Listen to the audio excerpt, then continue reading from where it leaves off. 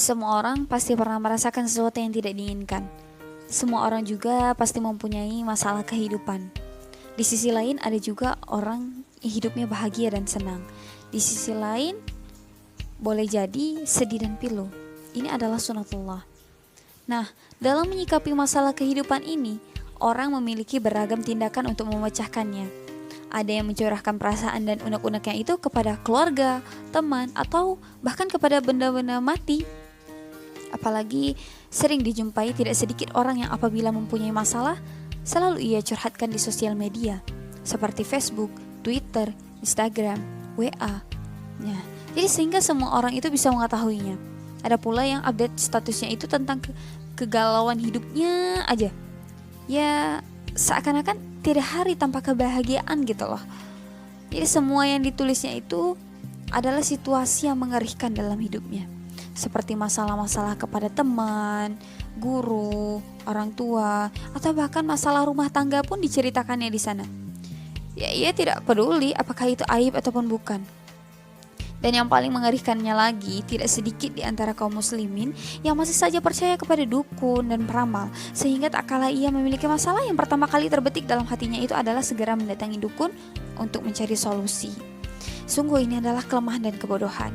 Tidakkah mereka tahu bahwa orang yang mendatangi dukun itu bisa menyebabkan kekafiran?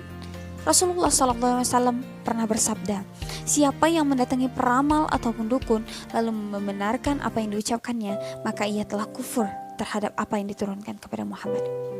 Jadi, semua masalah itu tidak sepantasnya disebarkan dan diceritakan kepada setiap orang.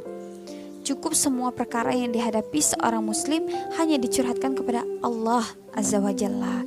Seorang muslim hanya akan menampakkan kelemahannya itu di hadapan Allah saja, tidak kepada makhluk yang sama-sama lemah. La haula wala quwata illa billah.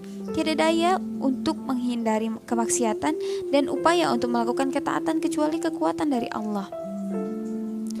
Qala innama ashku bathi wa huzni ilallah. Hanya kepada Allah aku mengadukan kesusahan dan kesedihanku.